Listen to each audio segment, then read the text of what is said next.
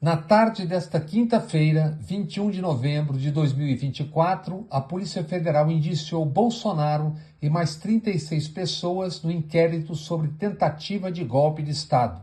Além de golpe de Estado, vários dentre os indiciados o foram por tentativa de abolição violenta do Estado Democrático de Direito e organização criminosa. Indiciados também o general Braga Neto, ex-ministro da Defesa, da Casa Civil e candidato a vice de Bolsonaro, o ex-comandante do Exército, Paulo Sérgio Nogueira de Oliveira, o ex-chefe do Gabinete de Segurança Institucional, GSI, general Augusto Heleno, o general Estevam Caus Teófilo Gaspar de Oliveira, que comandou operações terrestres do Exército, e o ex-comandante da Marinha, almirante Almir Garnier. Ainda dentre os indiciados, o general, que já foi preso esta semana, Mário Fernandes, Mauro Cid, que foi ajudante de ordens de Bolsonaro, o ex-diretor da ABIN, Alexandre Ramagem, hoje deputado federal, o presidente do PL, Valdemar da Costa Neto, também deputado federal, Paulo Figueiredo Filho, neto do ex-presidente João Figueiredo, e Anderson Torres, ex-ministro da Justiça de Bolsonaro. Além destes, foram indiciados também coronéis, majores e, dentre outros, ex-assessores de Bolsonaro, integrantes do chamado Gabinete do Ódio. Em ordem alfabética, a lista completa de indiciados por tentativa de golpe de Estado, entre outros crimes, é Ailton Gonçalves Moraes Barros, Alexandre Castilho Bittencourt da Silva, Alexandre Rodrigues Ramagem, Almir Garnier Santos, Amaury Feres Saad, Anderson Gustavo Torres, Anderson Lima de Moura, Ângelo Martins de Nicoli, Augusto Heleno Ribeiro Pereira, Bernardo Romão Correia Neto, Carlos César Moretson Rocha, Carlos Giovanni Delavate Passini, Cleverson Ney Magalhães, Estevam Caus Teófilo Gaspar de Oliveira, Fabrício Moreira de Bastos, Felipe Garcia Martins, Fernando Cerimedo, Giancarlos Gomes Rodrigues, Guilherme Marques de Almeida, Hélio Ferreira Lima, Jair Messias Bolsonaro, José Eduardo de Oliveira e Silva, Laércio Vergílio, Marcelo Bornevete, Marcelo Costa Câmara, Mário Fernandes, Mauro César Barbosa Cid, Nilton Diniz Rodrigues, Paulo Renato de Oliveira Figueiredo Filho, Paulo Sérgio Nogueira de Oliveira, Rafael Martins de Oliveira, Ronaldo Ferreira de Araújo Júnior, Sérgio Ricardo Cavalieri de Medeiros, Tércio Arnaud Tomás, Valdemar Costa Neto, Walter Souza Braga Neto, Vladimir Matos Soares. É com alegria sempre muito grande que eu converso com essas figuras maravilhosas. 3 pontos começa. Jânio de Freitas. Bom dia, meu queridíssimo amigo. Como vai você? O Rio de Janeiro tá lindo, chuva, o que é que há? Como é? Bom dia, boa tarde, aqui no Rio. Não, o tempo está muito feio, um vento muito desagradável. Eu não gosto de vento, desse particularmente eu não gosto. E eu estou apreensivo, porque os naviozinhos continuam para lá e para cá, os dois e tal. Um vai para lá, o outro vem para cá. E diante das últimas notícias aí de matanças previstas, desejadas, então eu já não sei se eles protegem ou ameaçam. Não sei por que é que eles estão aí ainda no para lá e para cá. Não sei se são protetores ou o oposto. E aí, obedecendo a ordem cronológica, Sérgio Augusto. Rapaz, Sérgio Augusto, só assim de sacanagem e sem ser de sacanagem, na Netflix, rapaz, eu vi um documentário ontem. Como é o nome, Nardelli? Conspiração consumista. Hein? A conspiração A consumista. Conspiração Consumista, rapaz. Eu marquei para ver. Marquei para então ver. veja, e depois você come. Rapaz, é incrível, incrível, incrível. E como está tudo dentro de um contexto onde a gente sempre navega. Você está bem, Sérgio? Eu tô bem, tô bem. Eu ontem tive uma sensação esquisita, porque em vez de ficar estarrecido e deprimido com a Blitz lá em cima dos conspiradores do golpe, eu tive aquela coisa de Schadenfreude, que é uma expressão alemã maravilhosa, e quer dizer que é você sentir alegria pela desgraça alheia, né? Essa expressão é fantástica. Estarrecido mesmo, eu não esperava mais outra coisa daquele grupo a não ser aquilo. Mas estarrecido eu fiquei em dezembro de 2016 com o discurso, no dia do impeachment da Dilma, o discurso a favor do general Ulster, proferido pelo Bolsonaro. Aquilo sim me estarreceu. Pois é, e nosso queridíssimo Bob Fernandes, nós estamos, um minuto, nós estamos transmitindo pela Metrópole FM 101.3, pelo YouTube metro1.com.br e pelo grande canal Bob Fernandes, nosso queridíssimo. E aí, Bob? Salve, Mário, Jânio, Sérgio e amigas e amigos. Tudo em paz? Todo, quer dizer, é como diz Jânio, né? O naviozinho para lá e para cá, ele não sabe o que é, mas e aí? E o Jânio tá certo. A gente tem mais é que desconfiar desses naviozinhos para lá e para cá mesmo. Então vamos começar aí, Jânio, falando aí sobre isso, essa coisa desse rapaz. 2 horas tem um depoimento cara a cara do Xandão com Mauro Cid. Mauro Cid. Pois é. Foi a dar ou desce. Agora é engraçado, eles estavam prevendo, Jânio, envenenar Lula e Alckmin era por veneno. Xandão era por tiro, já estava até na mira da casa dele. E aí, Jânio, como é? Vamos começar por aí, pessoal? Podemos. Se bem que isso aí não seja um caso de começo, mas de fim. E Eu sei disso. Mas dá um lado shakespeariano, uma certa grandeza shakespeariana e tragédia do Império Romano, né? Onde havia muito envenenamento. eu tenho a impressão de que essa discriminação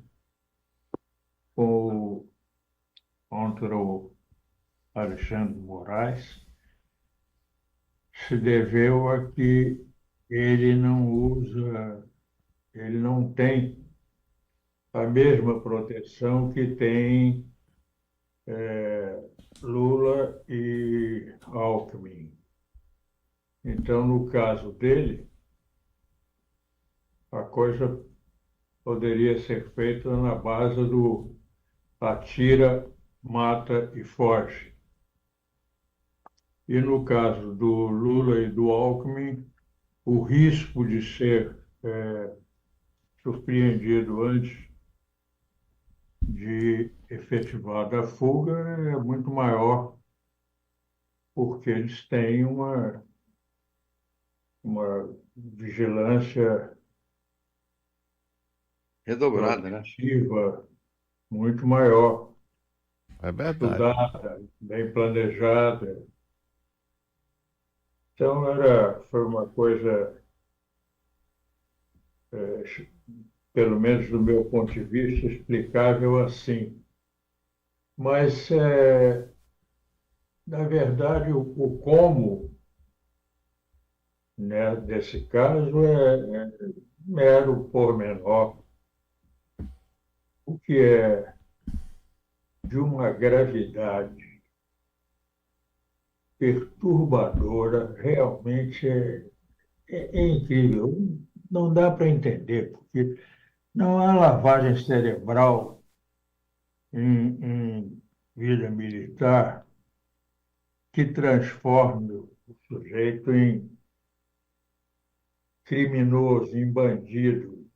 Pode transformar em um sniper, um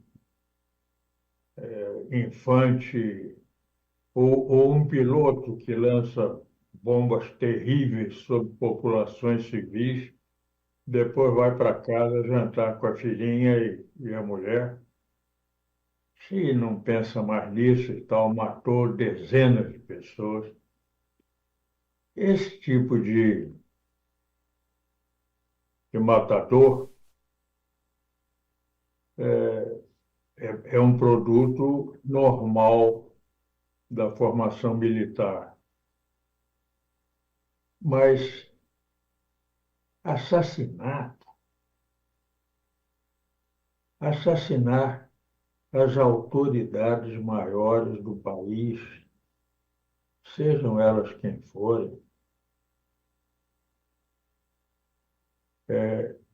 não se tratando de usurpadores do poder, de tiranos, são pessoas eleitas das quais se pode discordar, mas cujo fim desta maneira não se pode nem de longe. Uma pessoa razoavelmente equilibrada, nem de longe tem uma ideia desse tipo. Envenenar e matar a tiros. Isso é inimaginável, sabe?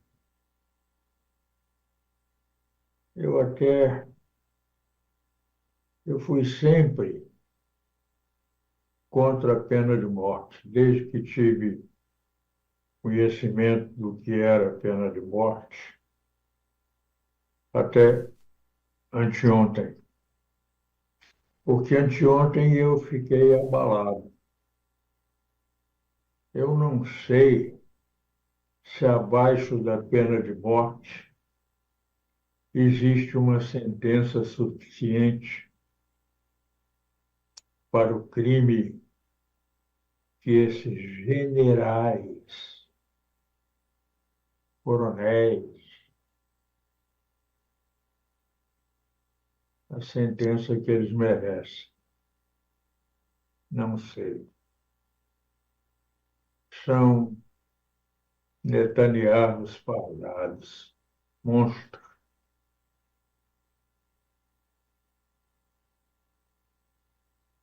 E é uma coisa inédita com esse teor, inédita na história do Brasil, né?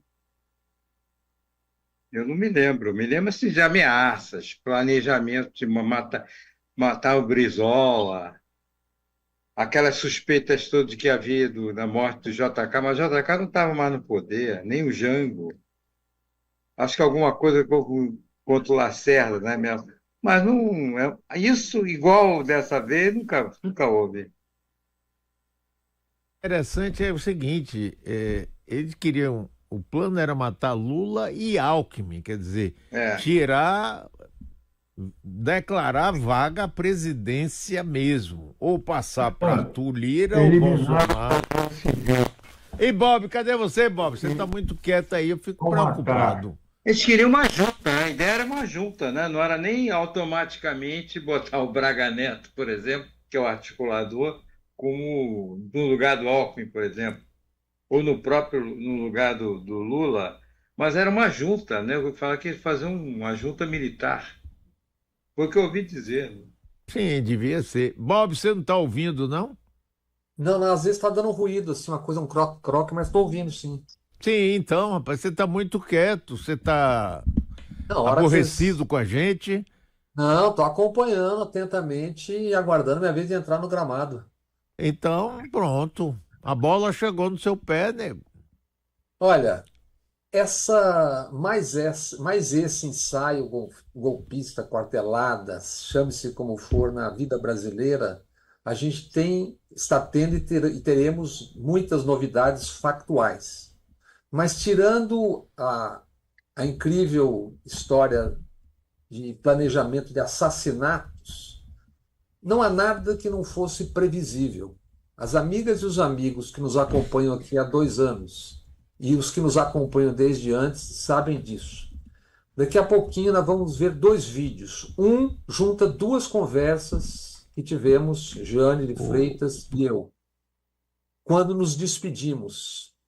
O primeiro vídeo foi antes da posse do Bolsonaro, em dezembro de 2018, e o segundo foi ali pelo 4º mês de governo. Portanto, conversas há 6 e 5 anos. 6 e 5 anos. E o segundo vídeo, que nós já mostramos aqui, é de 29 de novembro de 2014, na Academia Militar das Agulhas Negras, a AMAN. O Danilo tem esses 2 vídeos aí no ponto e eu gostaria que ele botasse no ar agora. Danilo, bota aí. Não, esse é o último, Danilo. Não, O então primeiro é o para, Danilo, e bota o outro. Os 2 primeiros, o primeiro vídeo é o outro, com Jânio. Eu também não tenho dúvida de que Aumenta o volume, Cláudio. a solução ou a dissolução, eles vão estar envolvidos de alguma maneira. Porque estão muito comprometidos com o governo Bolsonaro. Já estiveram até no seu nascimento ali, vide General Vilas Boas, veto, etc, etc. Tá sem voz. Claro, o General Vilas Boas foi, digamos, o principal ativador, né, o ponta de lança do Bolsonaro dentro do Exército. Né? E não há a menor dúvida de que eles estarão envolvidos em qualquer solução ou dissolução, seja em um sentido ou em outro, isto é, seja sendo parte das providências para substituição do governo ou qualquer coisa do gênero, seja saindo com o Bolsonaro e sendo também eles atingidos por uma solução, uma vez que estão tão comprometidos com Bolsonaro politicamente e socialmente. Eu queria te agradecer muito, mestre Jânio. Conversemos e, para quem é do ramo, oremos. Oremos e disponha sempre. Obrigado. Um grande abraço. Subiu outro vídeo, Danilo, por favor.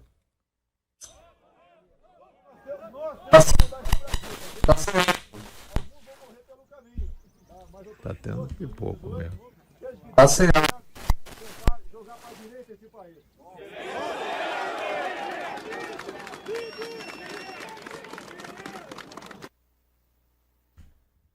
Bem, esse segundo vídeo é de quando, Bob? Esse segundo vídeo é de 29 de novembro de 2014, há exatos 10 anos. Tá? O que eu vou dizer é o seguinte: esse é um jogo que os militares jogaram e jogam com várias mãos. Um título para isso aí pode ser Tira Bom versus Tira Mal.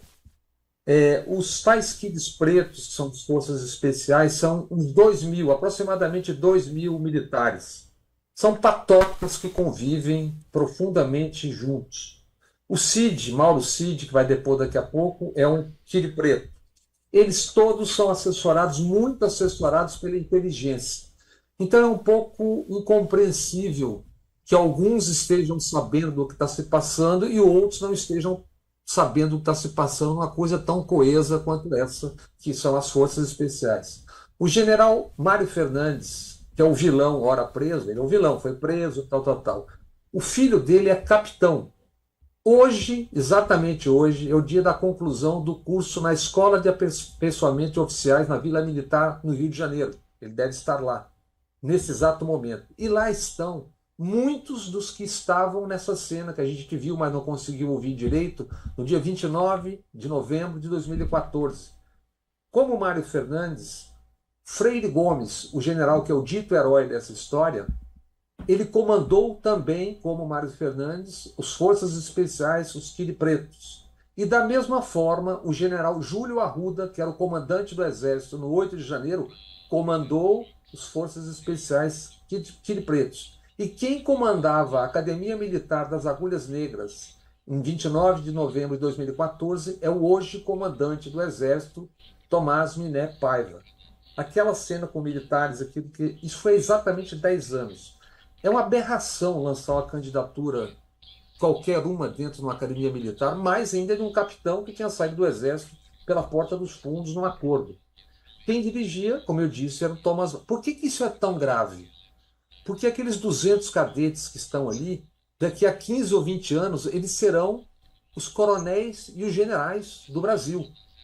E eles viveram e participaram dessa cena. Isso é importante, e é importante que ao menos os cabeças, alguns generais, e que ao menos alguns cabeças, porque se for pegar todo mundo, meu amigo, não pega, porque é muita gente. Ao menos os cabeças sejam julgados e condenados contra quem houver prova. Porque daqui a pouco esses caras vão estar eles comandando. E se você não tiver o exemplo disso, ou se o exemplo for podem fazer à vontade, isso vai se repetir como tantas vezes na história do Brasil. E não aprenderão como não aprenderam, porque 64 deu no que deu, ninguém foi punido para valer e etc. E não aconteceu coisa nenhuma. Por isso, os comandantes aceitaram ou atiçaram lunáticos nas portas dos quartéis por 70 dias. Como é que aqueles comandantes aceitaram e não sabiam de nada? Ninguém sabia de nada. Só os quiri pretos, ninguém entendeu. Tinha gente ali que estava omissa, tinha gente que queria, tem gente que não queria. Obviamente, tinha um jogo ali. Mas não havia como essa gente toda não estar sabendo do que estava acontecendo, porque estava acontecendo na porta dos quartéis. A mulher do general Vilas Boas foi lá discursar e passou com o carro, com o marido dentro do carro, na porta do QG em Brasília. Tweets do comandante Vilas Boas, um pressionando o Supremo para não ter habeas corpus para Lula e outro em novembro, já depois da eleição, para que ele não fosse solto. Tweet do Vilas Boas, escrito com a participação do alto comando que revisou. Isso dito por eles mesmos. E isso está confessado em 2 livros. Um do Temer e outro do Vilas Boas, que conta que se encontraram antes, um ano antes da queda da presidente Dilma. As ordens dos comandantes militares durante esses anos todos, em especial durante os anos militares de Bolsonaro, saudando o dia do 31 de março ou 1º de abril, como uma salvação da democracia, a libertação do Brasil do perigo comunista, foi assinada por eles, dizendo aquilo é aprendizado e ensinamento para os cadetes. E para a gente não voltar a 64 ou a proclamação da República, para ver o chamado caldo de cultura disso aí. O patrono do Exército, Luiz Alves de Lima e Silva, o Marechal de Ferro, era filho de Francisco de Lima e Silva. Eu estou falando aqui, obviamente, com pessoas que eventualmente não acompanhem, não tenham como acompanhar tão atentamente nossa história do Brasil.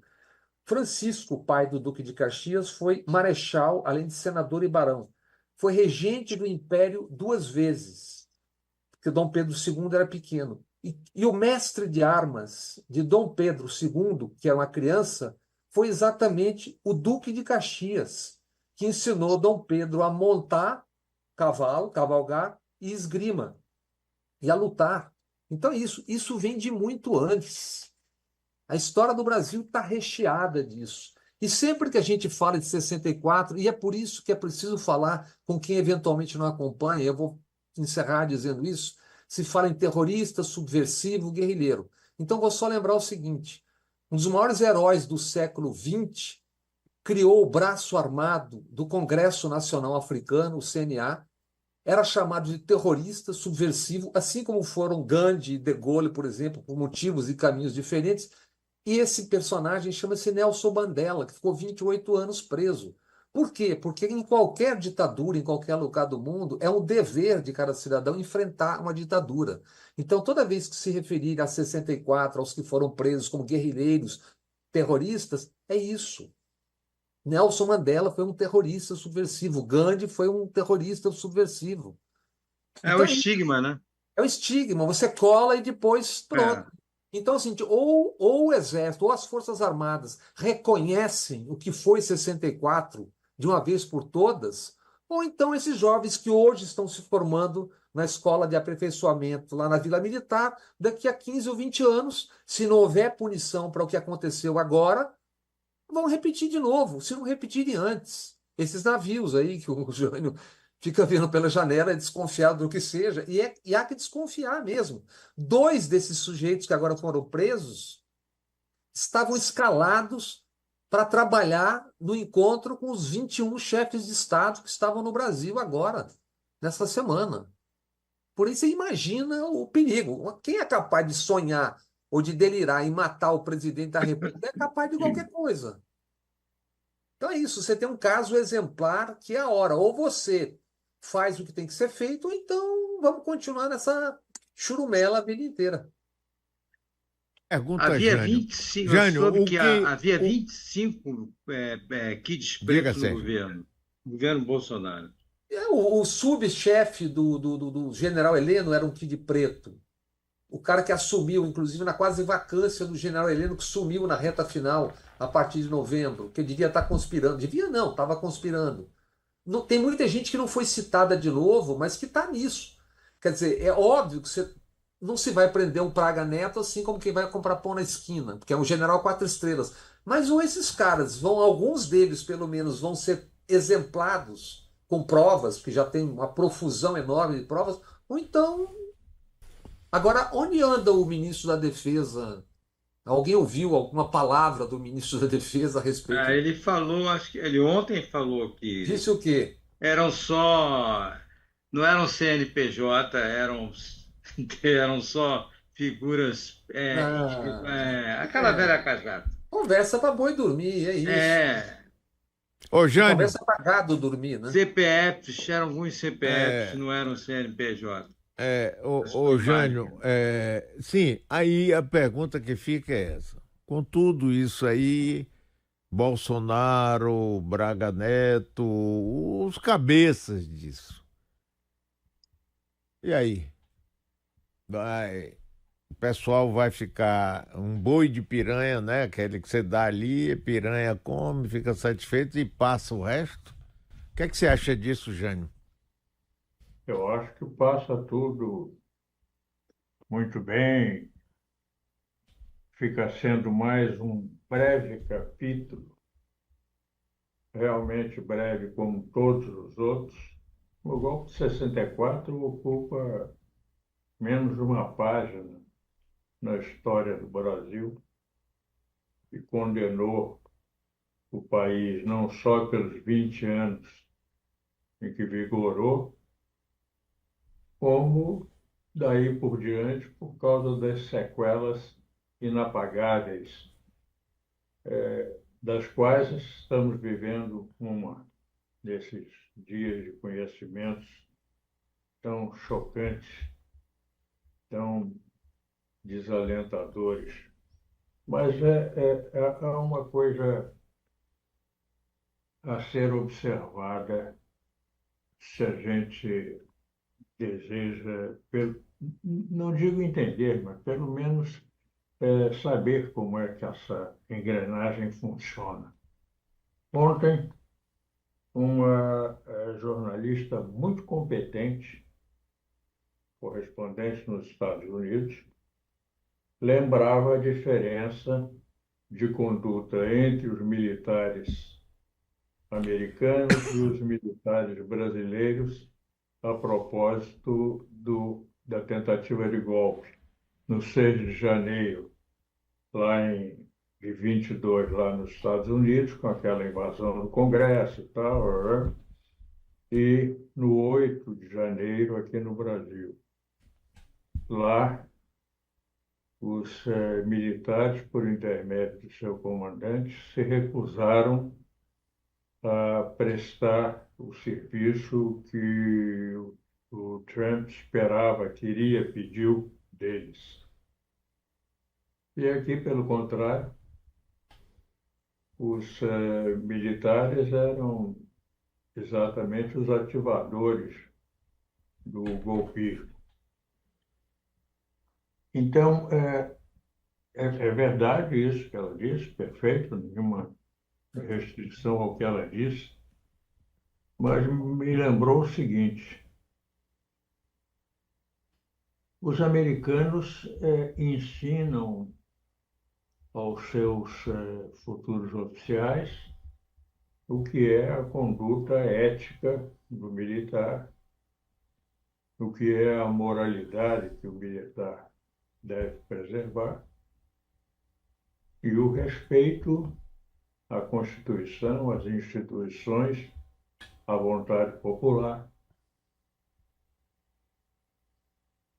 Mas quando se trata do militar de outros países, eles ensinam exatamente o oposto.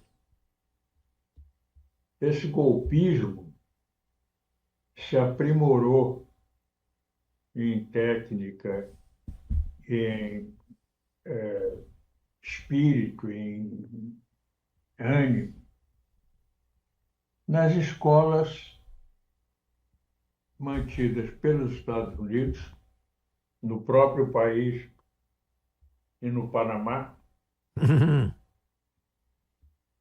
para a formação de militares golpistas, militares sem nenhum respeito por coisa alguma que significasse instituições ordeiras.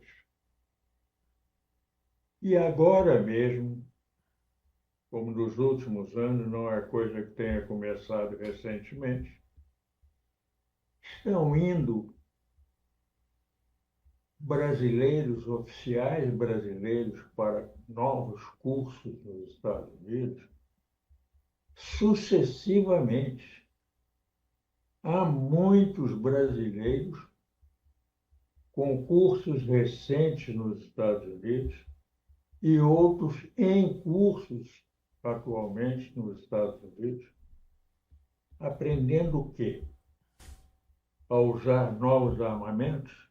Não, porque nós não temos novos armamentos. Não adianta ensinar coisa nenhuma. É como o voo astronáutico que custou 10 milhões de dólares, desse Pontes, essa figurinha, que chegou ao Brasil, voltando de lá, tratou de pedir baixa, pedir reforma e passou a fazer palestras para ganhar dinheiro a pretexto de que era um astronauta. Astronauta coisa nenhuma. Não trouxe nenhum saber novo para o Brasil, e se trouxesse não adiantava nada, porque nós não temos nenhuma atividade espacial. É o mesmo que se pode dizer dos que digam que foram aos Estados Unidos fazer novos cursos, aprendizados, pós-formação. Nada disso. Eles vão lá para ser instruídos pelos americanos naquilo que os americanos querem, naquilo que os interessa.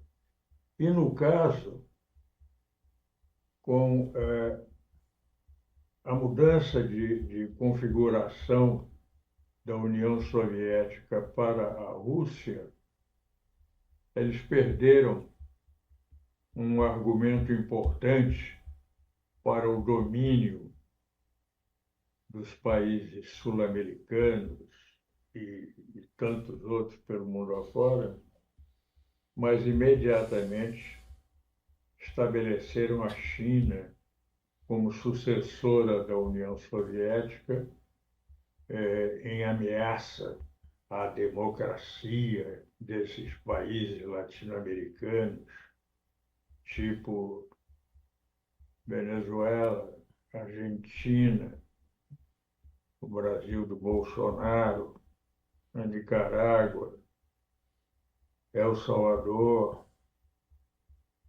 Panamá. Essa curriola de nações a serviço dos interesses americanos, consciente e inconscientemente.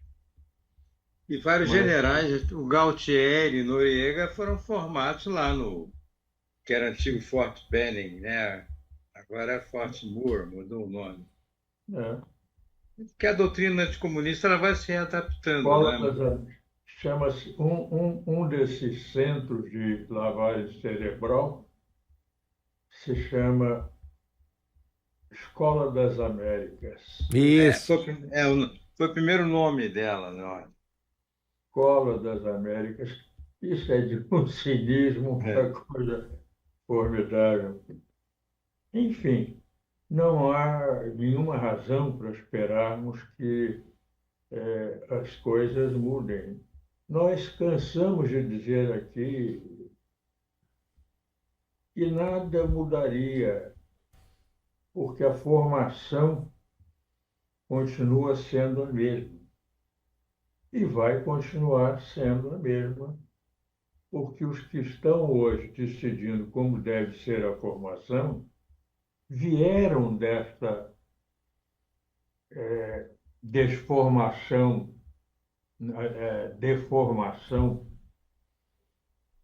Então, formados nela, são transmissores dela, são garantidores da permanência dela.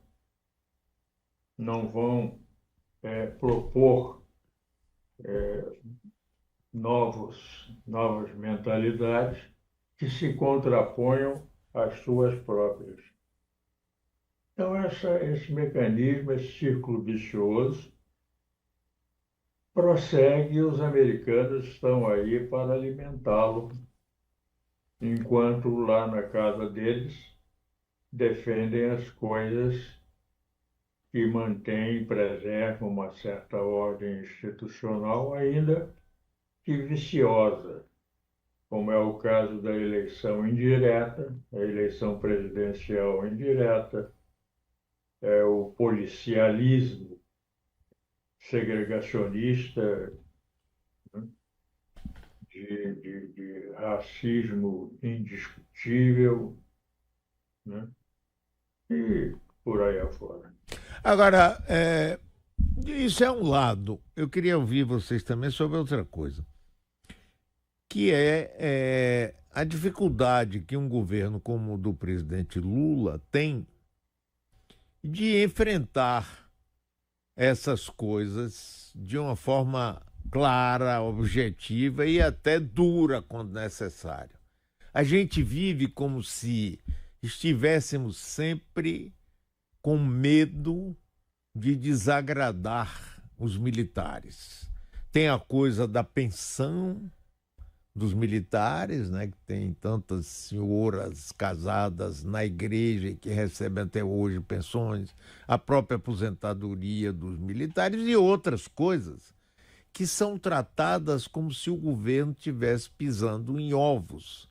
E José Múcio, pelo menos no que eu vejo, assim, parece ser o personagem adequado para isso. Né? Tanto que Lula tem elogiado ele, porque ele é jeitoso, ele vai lá e diz, olha, você me dá um pedacinho que eu dou outro pedacinho, fica aquela coisa. Então, boa, a gente fica no mesmo a vida toda, não vai para lugar nenhum, o Bob, não vai para lugar nenhum, porque... É o clássico vaselina, né? Pois é. Mas, ô Mário, É aquela, ó, no popular se chama isso, nem trepa, nem sai de cima, entendeu? mas o 8 de janeiro, na verdade, acabou dando uma oportunidade ao Lula. Oportunidade que eu digo eu acho que ele estaria tendo muito mais problemas nessa altura do campeonato se aquilo não tivesse sido tentado. Ele não tinha condições, com no máximo 140 deputados no Congresso, de enfrentar todos os problemas. Estou vendo aqui objetivamente, de enfrentar todos os problemas. Não tem força para enfrentar tudo e o Múcio está ali como um tampão. Aí fica esse jogo de avanços e recuos. Por exemplo, agora com esse papo de ajustes, etc., etc., está propondo o que o governo? Aumentar a idade de 50 para 55 anos da aposentadoria. Vão perder alguma coisa ou vão não ganhar tanto. Então é esse joguinho para lá e para cá. Mas a propósito do que o Jânio estava falando, o Sérgio também citou de forças estrangeiras, eu não me lembro o nome do torturador francês que veio ensinar no Rio de Janeiro durante a ditadura, vocês devem se lembrar, mas eu não me lembro o nome agora. Mas tem um episódio que mostra a diferença. Você citou o exemplo americano dos franceses.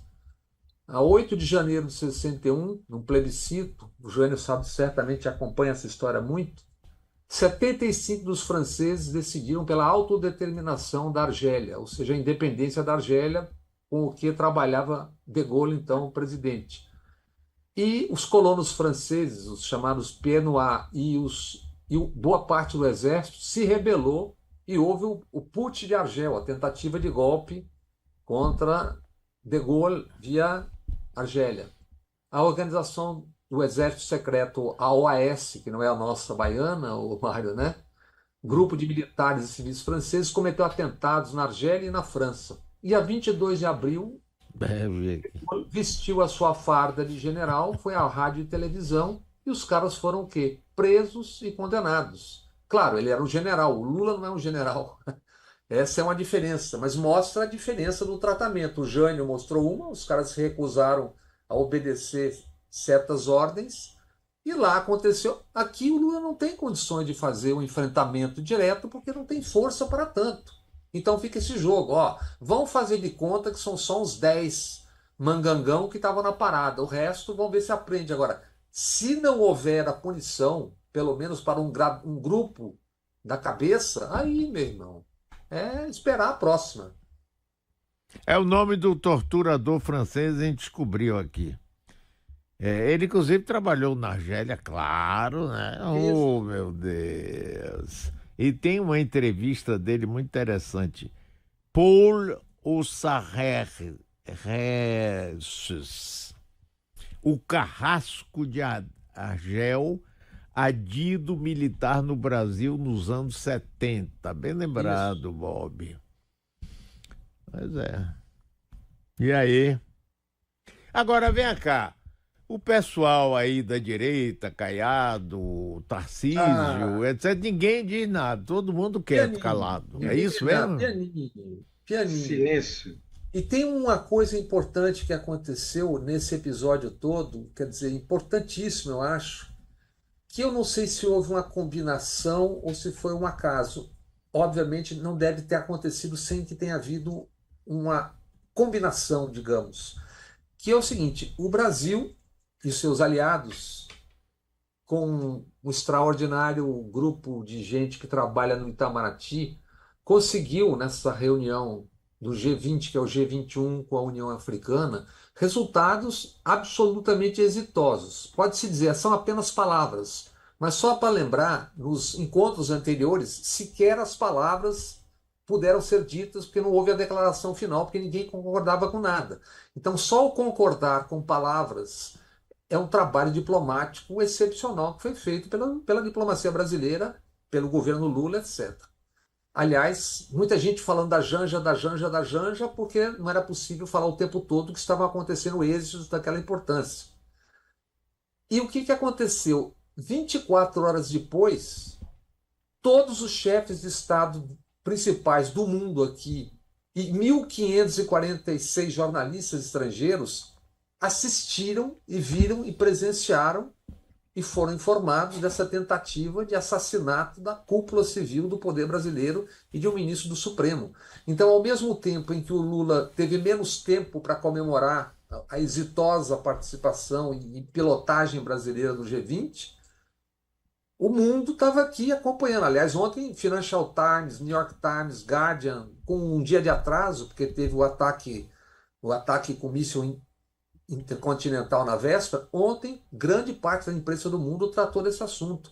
Então, eu não sei se houve aí um acerto ou se foi só uma coincidência que o mundo estivesse no Brasil tendo conhecimento da gravidade disso. Como se dizendo, olha, vocês podem ser nós amanhã, porque os caras fizeram isso aqui dentro, né? Então, essa foi uma coincidência, digamos assim, que, por um lado, encobriu um pouco o brilho do resultado do G21, mas, por outro lado, mostrou ao mundo todo o que é o Brasil, o que acontece no Brasil. E calou todo o lero-lero em torno da Janja. Calou lero-lero, embora tenhamos momentos gloriosos. Aliás, tem um momento glorioso para a gente só mudar um pouquinho o tom da coisa. Acho que o Danilo tem uma cena aí, ô Danilo, da Ana Maria Braga, um videozinho curto. Você tem aí, por favor? E é uma sequência de fotos protocolares com o presidente da França, Emmanuel Macron, um aperto de mão afetuoso também com Bin Laden, dos Estados Unidos. Bin Laden, Joe Biden. Eu tô bem doida mesmo. Joe Biden. Glorioso momento. Olha, Ele conseguiu passar pela segurança do mundo. Bin Laden furou a segurança. essa Ana Maria Braga é um gênio, ela acertou em cheio.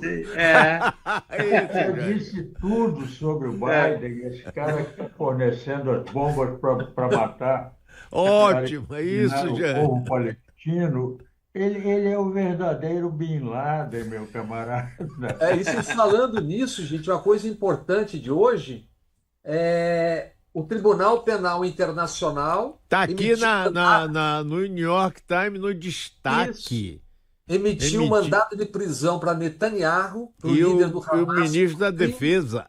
Isso, o senhor também para Mohamed Deif, que era o líder do Hamas, que na verdade já está morto, segundo Israel, e para o ministro da Defesa, o ex-ministro demitido há 2 semanas pelo Netanyahu, Yoav Galan. Então, mandado de prisão para o senhor Netanyahu, que também já não poderá sair de Israel, porque o Tribunal Penal Internacional de Haia determinou sua prisão, assim como está no caso de Putin, que levou a uma daquelas manobras diplomáticas para poder sair a declaração final, citando-o sem citar, citando, aliás, a ambos sem citar. Não, mas essa de Bin Laden foi Sensacional, né? fantástica. A Jânio complementou. Vai ver que quem estava tomando conta da subida do Bin Laden foram os 2 que foram presos agora, os militares brasileiros, que estavam encarregados da segurança também. Ai, ai. Sim, Ô, Bob, eu rapaz. pensei que você ia separar aí duas declarações que de alguma forma antecipam ou justificam. Flávio Bolsonaro. Não, a do Heleno, o pequeno general, Uhum. né, dizendo que era bom fazer, recomendando que se fizesse qualquer coisa antes das eleições. A do Braga Neto. A do Braga Neto é posterior, mas bate um pouco com a do próprio general Mário Fernandes. Mário É que Fernandes. ia ficar um festival de vídeos muito grande, entendeu? Mas Mas, de qualquer maneira, você vê que aquelas coisas se somam, combinando com o Braga Neto, acalmando.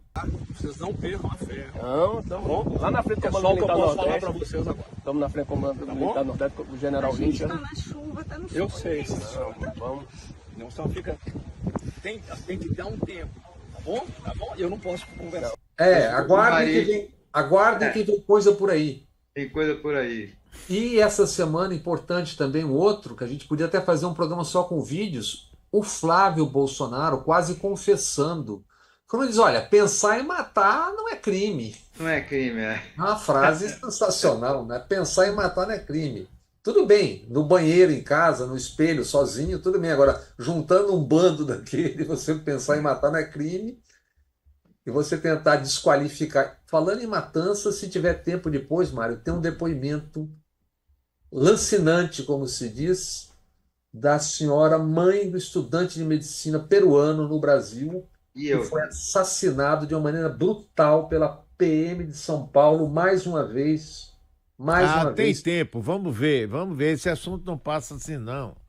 O Não, nome não. dela está aqui, ó. O nome dessa senhora é Silvia Mônica, é mãe do Marco Aurélio Cárdenas Acosta, estudante de medicina em São Paulo, morto com um tiro a queima-roupa. Por quê?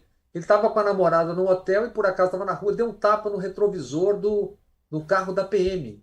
Vocês vão ver a cena, ou pelo menos a mãe falando. É de uma Bota aí, brutalidade. Prioridade. Bota Os aí. médicos e meu filho que estava no 5º ano de medicina Meu filho estava fazendo sexo com uma menina no hotel. É solteiro, tem direito.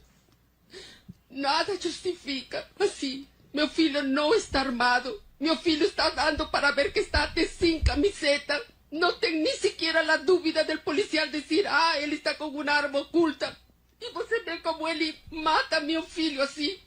Então, estas imagens van ser vistas en el mundo entero, porque es un fracaso del gobernador del estado de Sao Paulo que permita que maten a sus ciudadanos decentes, y mesmo, así porque me coloco en el lugar de todos, mismo que un menino fuese un ladrón, que no era para la policía tirar de ese jeito. Entonces, sí, es un fracaso total, señor gobernador. Tenga la decencia, la dignidad, así sea hombre, de pedirme disculpas porque el dolor que yo siento va a ser hasta el día de mi muerte.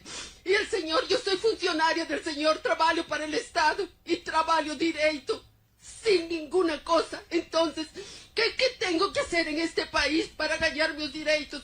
Pagar impuestos, no pasar las multas, ser obediente, respetar a meus chefes. Dona Silvia, eu quero que a senhora conte conosco.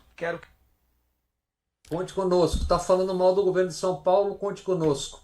Isso é a PM do SS Derrite. Não é toda, é evidente, claro que não. Mas é assim que tem agido o tempo todo. Lembrando que as PMs são forças auxiliares do Exército constitucionalmente e que as forças de segurança, independentes do Exército, elegeram 856 pessoas nesta eleição municipal de agora. Esse é um projeto que vai tomando a política por dentro. E a lógica e a cultura é essa. Em São Paulo, não só, também na Bahia, porções matam e fica por isso mesmo. Fica por isso mesmo. Não, a propósito disso, Bob, ontem foi o Dia da Consciência Negra, né? Virou feriado nacional. Na Bahia não era. A primeira vez, São Paulo, Rio era. Bom, aí eu estava aqui conversando com o pessoal da redação e me lembrando da música de Caetano. O Haiti é aqui. Pretos matam pretos. Quer dizer, quando você vê que as polícias brasileiras, né, com sua maioria negra, não tem o menor respeito, não é, por pessoas negras, pobres, periféricas como eles, só que eles adquirem um certo nível de poder. E esse racismo é tão enfronhado, rapaz, que as penitenciárias brasileiras, a grande maioria é de negro. Os assassinatos, a grande maioria é de negro. Mas nós temos um Dia da Consciência Negra, onde se comemora, onde se fala, onde se diz, onde se aquilo, e o racismo tome, e continua muito igual ou muito parecido com o que nós vivemos sempre. Eu acho isso. E os kid pretos são quase todos brancos. Os chamados kid pretos são quase todos brancos. E essa é a lógica. E não há uma distinção tão profunda entre o que está acontecendo no Brasil, Forças Armadas também descendo para as PMs, também descendo para as polícias, é a mesma lógica. Porque depois da ditadura, os aparelhos de repressão todos não foram desmontados. Os coronéis, vocês devem se lembrar, o Cerqueira do Rio, Cerqueira, não me lembro o nome dele, coronel da Operação Lamarca, foi o secretário de Segurança no Rio, na Bahia, em todos os lugares, os coronéis viraram os secretários de Segurança e os aparelhos foram mantidos absolutamente todos. Por isso que existe a tortura como algo sistemático nos presídios. Então a lógica é a mesma, muda a cor da farda, mas é a mesma lógica. Então ou você muda isso e enfrenta, pelo menos exemplando, ou então não acontece nada. O que vai acontecer com esses policiais, esses jovens policiais aí, que atiraram no peito de um estudante desarmado, cara, porque o cara deu um tapa no retrovisor do carro deles, correram atrás, entraram no hotel. Não acontece nada. Tem 48 horas. O que o SS Derrite diz? Nada. Ele matou 16, não aconteceu nada. Dizem, ouço murmúrios bem informados, que Ricardo Nunes é um pré-candidato ao governo de São Paulo, se o Tarcísio for de fato o candidato à presidência da República. Teremos quem como prefeito? Melo Araújo, que diz: eu não sei quantos eu matei. Essa é a lógica, essa é a cultura. Esse será o prefeito de São Paulo se o Ricardo Nunes se descompatibilizar para disputar o governo. Agora, uma coisa que eu queria colocar aqui é o seguinte: a gente fala essas coisas assim que a maioria da mídia não fala, poucas pessoas falam. De repente fica parecendo que nós somos os 4 cavaleiros do Apocalipse, não é? Porque ninguém quer ver nada do que está acontecendo. A grande maioria não quer saber. Não quer, tem quem não quer. fale, na verdade, mas as instituições não querem falar. Não querem. Por Não exemplo, querem, naquela não querem. cena do SBT, o cara interrompe a mulher que está fazendo um depoimento daquele. Bem, minhas senhoras, conte com a gente, etc, etc, e tira do ar.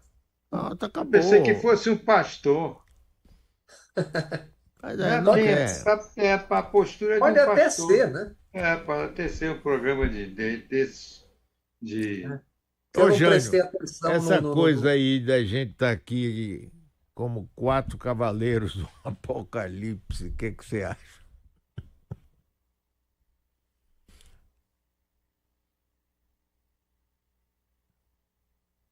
Não sei. Ou, enfim, sei, mas é melhor não dizer. Rapaz, você...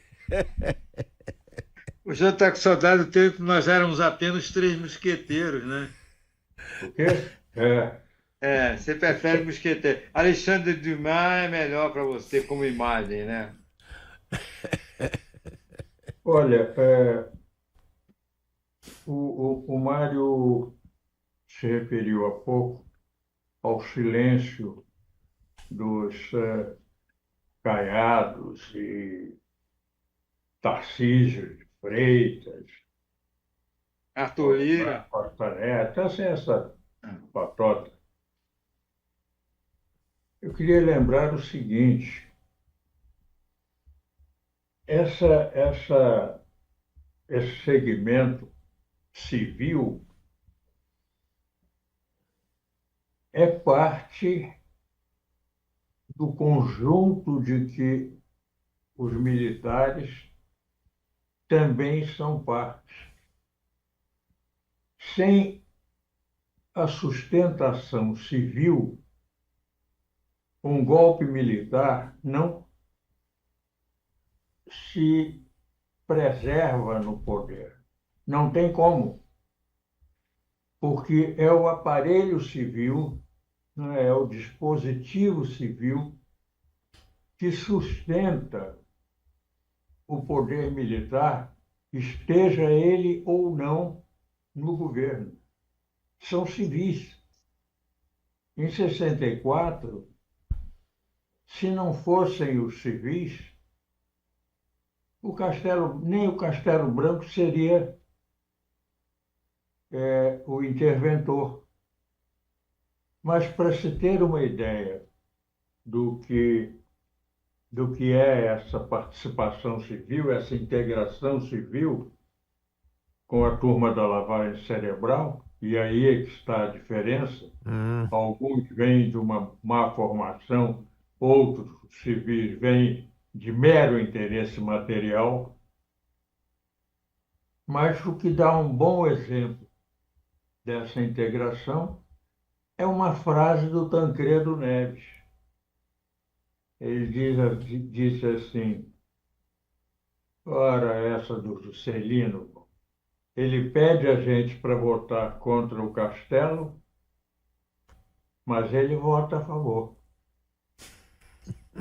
E foi exatamente isso que aconteceu.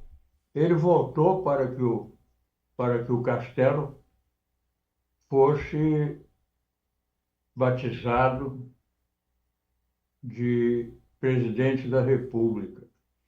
E ele deu esse voto pedindo ao PSD, que era o partido dele, ao qual o Tancredo também integrava, pedindo que eles votassem contra. porque ele estava convencido de que o Castelo Branco era um udenista e que ia esmagar o PSD. E foi efetivamente o que aconteceu. Não, e lembre que o vice-presidente, ele indicou o vice-presidente. Lembra do vice-presidente de Castelo Branco? Indicou o Alckmin. Exatamente, rapaz. Agora, Maria, isso aí... Aliás, no Alckmin, caso, o outro. O que aconteceu aí, segundo depoimentos de Antônio Carlos Magalhães, que era bem próximo deles todos na época, ele foi intermediário entre Juscelino e Castelo Branco, com a promessa de Castelo não caçar Juscelino. Juscelino estava certo de que Castelo ia demorar somente até a eleição de 65, onde ele seria um candidato forte, e não seria caçado.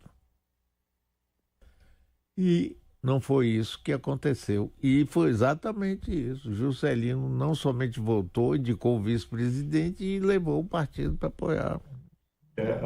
A mesma garantia o Castelo deu ao Negrão de Lima sobre o Juscelino.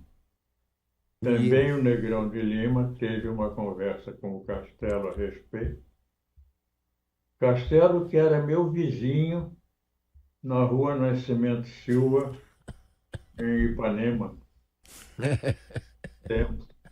E já que vocês foram na história, gente, a proclamação da República, feita por militares e pelos insatisfeitos com o fim da escravização e abolição, etc, etc.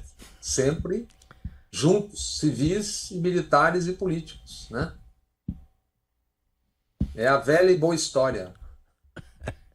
Por falar em PM do Tarcísio de Freitas, essa PM matadora, qual é mesmo a formação desse rapaz? O SS Derrite? Rota. Não. Veio da Rota. Tarcísio de Freitas, qual é a mesma? Capitão do Exército. É mais um do projeto de ocupar por dentro a política. É isso. Esteve no Haiti. Era da turma do Haiti com o Heleno. E foram eleitos agora 152 ou 156 na eleição. É o projeto de ir ocupando de uma outra forma, sem precisar dos tanques. Agora, já que estamos no fim do programa, eu queria introduzir aqui uma coisa interessante, vocês que conhecem Bahia, frequentam, sobretudo o Jânio, que gosta muito das praias da Bahia. A Prefeitura de Salvador... Eu gosto mesmo, não debocho, não. Eu gosto mesmo. Eu sei! Eu sei verdade. Quantas vezes nós fomos juntos à Praia de Salvador, rapaz, eu sei. Mas eu quero dizer o seguinte, a Praia de Salvador era o lugar mais democrático aqui da cidade, pô. Eu mesmo ia pra praia, desde com meu pai e minha mãe, depois eu com meus filhos, todo mundo, todo fim de semana. E tinham barracas de praia que serviam a gente, uma comidinha gostosa, acarajé, abará, bebida, etc. Veio um juiz federal e tirou todas as barracas. E aí a praia ficou uma esculhambação total. Agora veio o prefeito, Bruno Reis, fez uma obra gigantesca lá e colocou uns quiosques que parecem playground de edifício do Corredor da Vitória, onde mora a burguesia. Neto tinha feito, não deu certo, agora ele fez. E abriu uma concorrência para uma única empresa vencer, para explorar durante 30 anos. Os barraqueiros que trabalharam a vida toda, que estão lascados a vida toda, se quiser, essa empresa pode contratar um ou outro. Rapaz, acabar. E o desenho, a arquitetura desses quiosques é coisa mais... Não tem nada que ver com Salvador, não tem nada que ver, nada. Tem a ver com a Salvador que está sendo construída com torres e paliteiros à beira-mar. Mas a mesma, então tá. É a mesma estética e ética. Então tá. Eu deixei de ir à praia há muito tempo aqui de Salvador, infelizmente, mas e o povo também, e pronto, rapaz, e vamos em frente. E aí, pronto, mas ele foi eleito com 78% dos votos. Então, pronto. E o Ministério Público, o que tem a dizer a respeito disso e do resto? Não sei, eu tenho a impressão que ele está um pouco afônico. Não fala. Até a próxima quinta.